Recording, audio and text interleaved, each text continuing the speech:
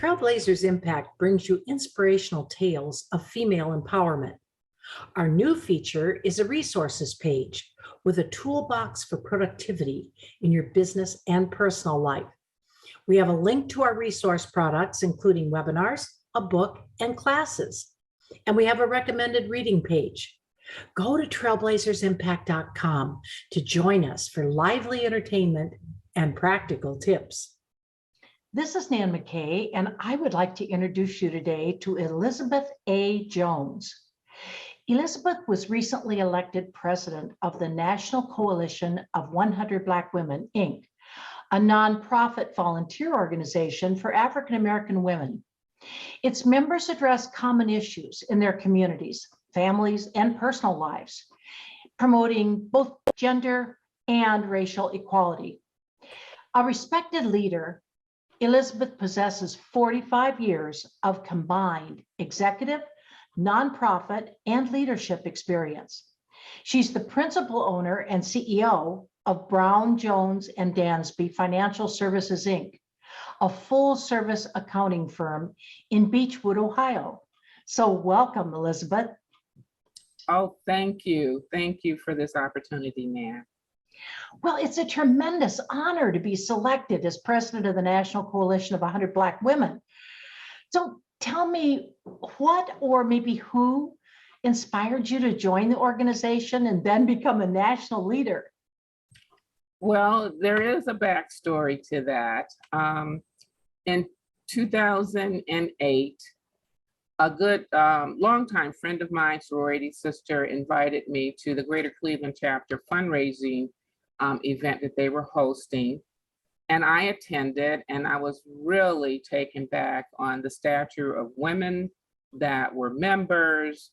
They were, at this particular event, they were honoring Black women in the community that had done great works in civic areas and contributions under their major areas of aims of health, education, economic empowerment.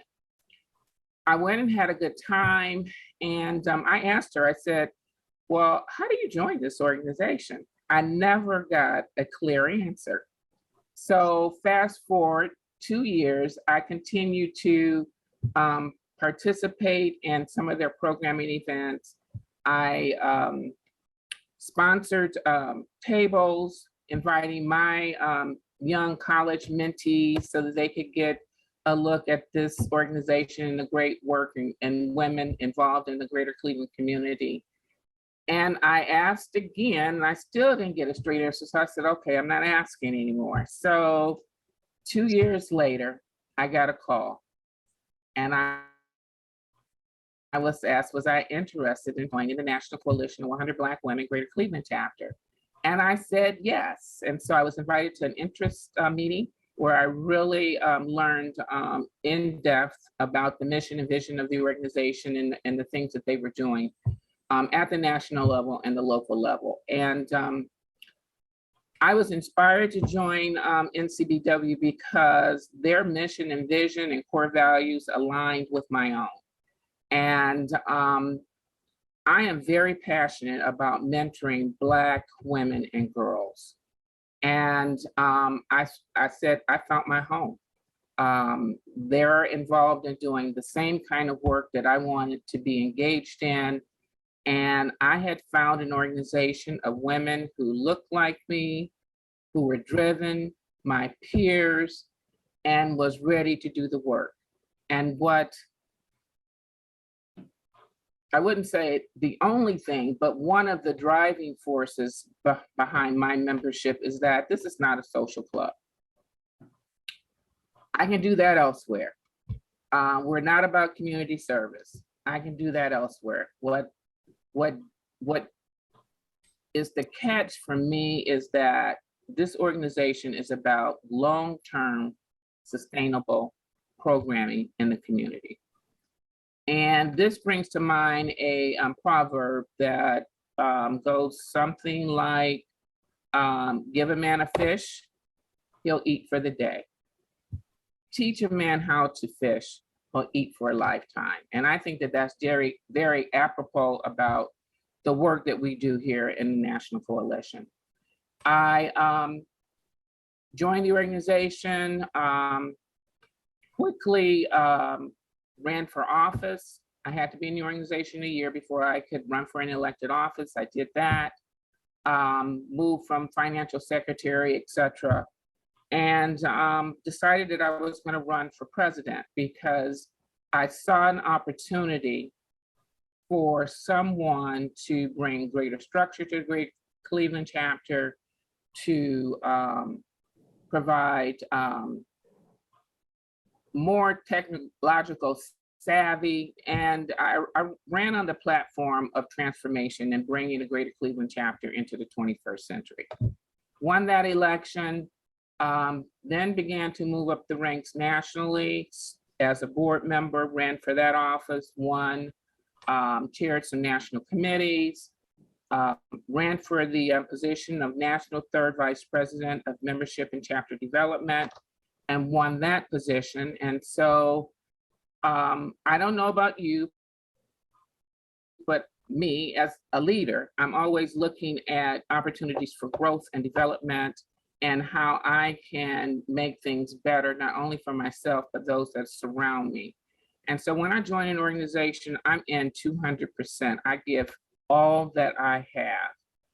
And about 2 or 3 years ago, I say I made the mistake. I said, oh, I could do that. I can lead the National Coalition of 100 Black Women. And I said, oh, get that thought out your head. Do you really want to do that? And then so fast forward, good friend and immediate past President Virginia W. Harris was finishing her second term. You can only serve 2 terms. And so I said, I can do this. I want to do this. And there's some opportunities and things that I would like to do for NCBW. And I was very concerned about ensuring that the trajectory that my predecessors had established remained in place.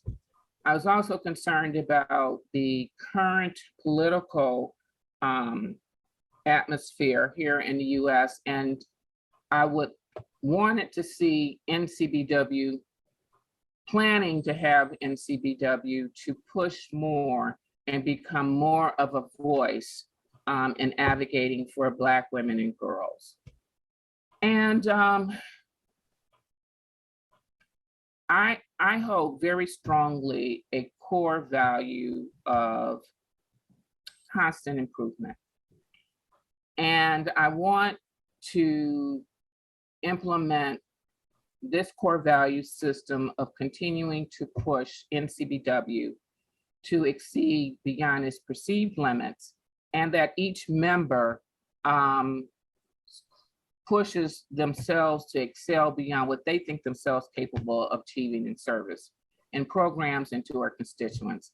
And it's a business concept, and I have a very strong business background, and it's called CQI, which is continuous quality improvement. It's nothing new, but I would like to see this become a adapted value within NCBW. Tell me about some of the recent accomplishments of the organization. Okay, but I would like to say that we just finished celebrating our 40th year anniversary. And I think that that is a major accomplishment for an 501c3 advocacy, all women's organization to still exist today. And it says a lot about the need that our organization has in the community. We currently have 62 chapters in 27 states and over 3,500 members. As in my previous role as National Third Vice President in 2021, I was successful in bringing in 7 new chapters, even during the COVID world that we're all living in. And we did that virtually. So I'm very proud of that. I brought in chapters in Seattle, Chicago, Central New Jersey, Central Valley, California, Houston, and Jacksonville, Florida. Some of the community impact that we've had in the last year is that we've had over 65,000 youth that have participated in our mentoring and STEAM programs. We have over 50,000 people who participated in our health, economic empowerment, and educational programming.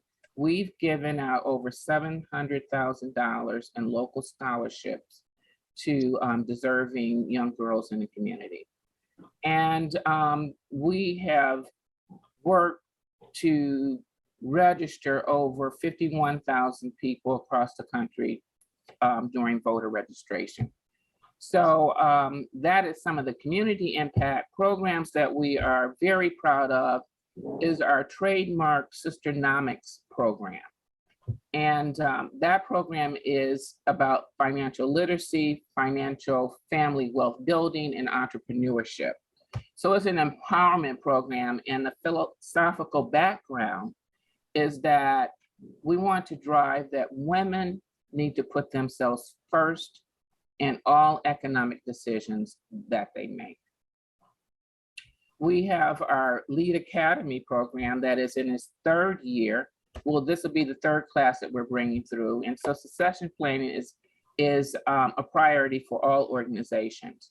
So we want to ensure that we provide an opportunity for those that are interested within NCBW to gain the skill set that they would need to be able to step up as leaders within this organization. And lastly, building our strategic and partnerships within the organization, where I'm very proud to say that last year, well, the last couple of years, we have made tremendous growth in that area. We have partnered with Apple, with the Coca-Cola Foundation, Major League Soccer, Truist, Walgreens, Black Women's Health Imperative, Ferguson, and that's just to name a few. So we have really made inroads in partnerships and major sponsors for the programming that we do in the community. That's really interesting. You know, you're saying coalition of 100 Black women. Is that where it was in the beginning? But can anyone join now? That's symbolic. When the National Coalition of Black Women started in the early 60s, that was founded by Edna Beach. And that organization was in New York City. And they expanded to about 500 women. And the word got out and spread across the country. And other women wanted to, in other cities, to replicate this program. They felt a need also in their community. They wanted to get involved, roll up their sleeves, and to help their community. In 1981, that birthed the National Coalition of 100 Black Women. And so again, it's symbolic, and you can go to our website, ncbw.org, look for the chapter locator to see if there's a chapter in your city. If not, if you feel very strongly that you have community issues that you would like to address, you can contact the national office and we can talk about starting a chapter in your community. But membership is through the chapter. Interesting. You clearly are a role model for all women. What actions do you think are most important to advance Black women today? I feel very strongly about addressing racism, gender bias, and the pay gap. When I think about the pay gap, for the life of me, just looking at the US, and women are the majority, I don't understand why we can't make gains in that area. I believe that we need to run more for political office, and we're seeing more women run for office today. We need to push to take seats at the corporate boardroom, in the corporate boardrooms. We need to make sure that we're prepared and that we're resilient. We also need to ensure that as we go about our work in our lives, in our careers, that we're advocating for others, and that when there is an opportunity to mentor and promote, and we have the power to do so, we need to do so. Well, you were a public health administrator for 20 years. In fact, you served as the first Black female administrator during your tenure. What do you think was the biggest hurdle that you had to overcome to rise up to that administrator position? I believe that it was competency, and it goes back to racial and gender bias. I was a Black female in a, I would say 99.9% white male dominated workforce. So I had to demonstrate that I was competent. I did that by arriving early, leaving late, learning and understanding the industry, good listening skills when you're in the room, when you're at the table. I look for ways to improve the bottom line, thinking outside the box, coming up with suggestions that had not been considered before. So taking risk and being resilient. And education. And I've always been taught, and I would say that predominantly all Blacks have been taught that we have to be 200% better. And so education was very important. And I wanted to ensure that I was able to deliver. I also had to overcome equal pay for equal work. I remember a discussion that I had, and when I think about it today, I'm really surprised that he was willing to even say this out loud.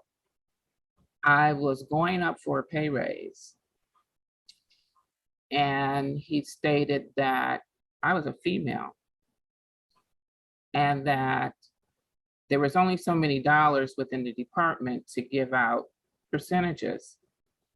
And the males that had families were the ones that should get the higher percentages. Well,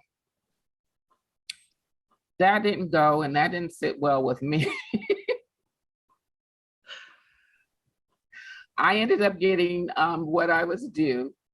That person is no longer with the organization, I should say. But what I had in my favor, and I would say to younger women today, is mentors. You can't undervalue the importance of having a mentor in your life. And what I had as I moved through the hospital system structure, I was fortunate enough to, in that lifespan, to have 3 male mentors that were at the table in the room where I wasn't invited or at the table to make decisions. And they advocated on my behalf. You know, I had something very similar happen back in the 1960s. And for me, it was a male mentor at that time as well. And I just today say it's okay if they're male or female. It's whoever is going to help you get where you want to be, because they clearly care about you and they want you to succeed, or they wouldn't be doing it. Correct. So how do you think life is different for women today versus, let's say, the 1960s? I don't know how different it really is. I would say that there's greater freedom, that women today enjoy greater freedom. They have greater access to education. They have greater choice. But as I spoke earlier about the political climate that we're in, we all know that there are rollbacks that people are trying to attempt to do to take away opportunities for us. But I would say that learning to speak up for yourself, continuing to move forward and be resilient will help the younger women today. And I would also say that women today, the younger women are less tolerant of roadblocks. They have no problem in speaking up, and they have no problem in creating new opportunities. And you can see that as women, younger women today are creating entrepreneurship opportunities for themselves. And I am such an advocate of entrepreneurship for people that really want to do it, you know, and feel that they're going to be good at it, because nobody is really holding you back but yourself. Right. So what challenges have you overcome in your life that might be relevant to a problem that young women are encountering today? I've had to, as I make my transition from government to the private sector and running my own business, lessons that I've learned is that you must be determined, you have to be committed and resilient, and that preparation equals opportunity. I've lost some opportunities because I was not prepared, but I didn't let that happen more than twice. I learned that lesson well, that there are no shortcuts, that you have to have ambition and again, drive, and you have to know yourself. You have to be able to multitask and know that at the end of the day that the buck stops with you. I love that line, preparation equals opportunity. I want to use that. That is great. And how true, how absolutely true. You know, you don't just fall into something, you know, you've got to do some research, you've got to plan, you've got to think about, is this the best choice? What do you think are some of your best tips to integrate work and family life? I don't know if I'm the best person to give tips on that because I'm a workaholic. My family says that I am. That's just my makeup. That's how I'm made. But what I've learned over the years, well, one of the things that I did early on, even in my career in government, was that I made family a priority.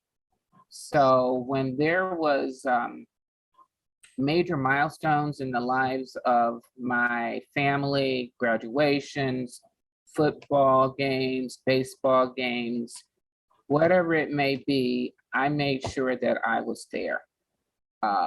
Only if there was an emergency that could not be taken care of someone else, I made sure that I was visible and I participated. So I would say planning and organization, that you have to plan more than just today and tomorrow. You have to plan out long-term and short-term. And one of the tools that I use is creating a to-do list. Some people use to-do baskets, but I prioritize at the end of every day. During the course of the day, I may not get through the entire list or even halfway because you may have to fit in emergency or urgent issues that come in. And that's fine. And what I've learned is that the to-do list is not going away. It's going to be there every day and you're going to continue to work it. But also for myself, I've found that it's okay to give myself permission to end my workday. So you have to find balance in there. You also have to have a support system. You may have addressed some of this, but let me just ask you another question that's similar. It's important to focus on the right things in doing a job, whether it's a job or entrepreneurship or running a business, whatever. What are they for you today? As it relates to work or my personal? You can go any place you want. Well, for work, it's ensuring that I have fully trained and staff that can run the organization. I have reached a point now within my business that I don't have to be there. And I think that success of how well you run an organization, a business, or a department speaks for itself when you're not there and it runs. So within my career is ensuring that I have adequate, more than adequate trained staff, that I can rely on them, and I know that their values are the same as mine. Customer service is at the top of their list, so I don't worry about that so much. I did early on, but that was because I was selfish and thinking that nobody else could do the job better than me. So after you get over that or yourself and realize that, you know, you need to invest some time into other people, and there may be a straight line of 10 feet. I might decide to take go 5 and then turn right. This person may decide to go 7 and turn left and then right, but we both get to the end and we've both accomplished the task. That's okay, because we're individuals. The goal is that the task is completed successfully. So I've learned that lesson well. Very What true. I'm doing for myself at this time in my life is I want to live my best life. I give myself permission to treat myself. I have fully integrated the word no in my language. That it is a complete sentence. So those are some of the things I've done. And then this year, when December, and I look forward, because every year at the end of the year, like we all do, I don't make New Year's resolutions, but I do set goals for myself that are achievable. And this year in 2022, I said, every quarter, I'm going to identify something for myself that is new, that I haven't done, that I put off doing, and I'm going to do it. Because life is just too short. That's the truth. You know, you mentioned values, and I am curious, who would you say was the biggest influence in your early life? In my early life was my mother. It was my mother. Her principles, I'm of my mother, and she was an excellent role model. She's no longer here with me, but what I appreciated most about her is that she spoke to me, we discussed, we talked through issues, and she was able to show me both sides of an issue or a problem. And she was my cheerleader. And it's so nice to have that, especially when you're young. Right. What would you say is the most important gift that you can give to women through your role as president? That's hard. My most important gift, I would say, is leadership. Leadership, providing the vision and the drive to take the organization to the next level. I talked early on about continuous quality improvement. I believe strongly that we just don't sit on our laurels, that you succeed at one thing, then you need to push on to being better, to moving the organization along, to be able to ultimately support our mission and vision in the organization. I also believe about is being kind and leading by example. That being kind and showing gratitude is so important in every aspect of one's life, I believe, and compassion and integrity. Well, I think you're going to be a marvelous president, and I just give you all the hopes for success, and I know you're going to be a big inspiration to people. Is there anything else that you'd like to add? I would like to say that life is short and that we do not need to spend time in the weeds. That you need to know that your journey is your journey and it's yours alone, and that you don't use other people as your measuring stick. I would say that we need to embrace change and be lifelong learners. And finally, that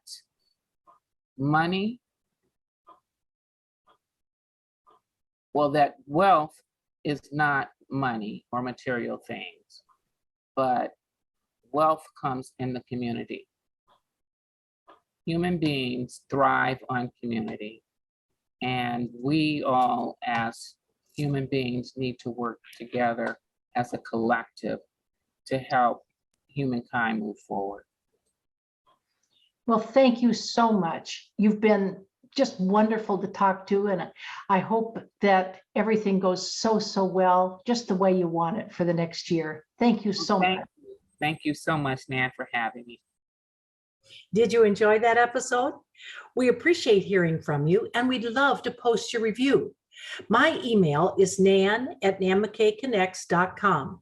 You can find all of our resources, podcast, and YouTube channel from our website, trailblazersimpact.com. Please subscribe, and thanks for being part of our team.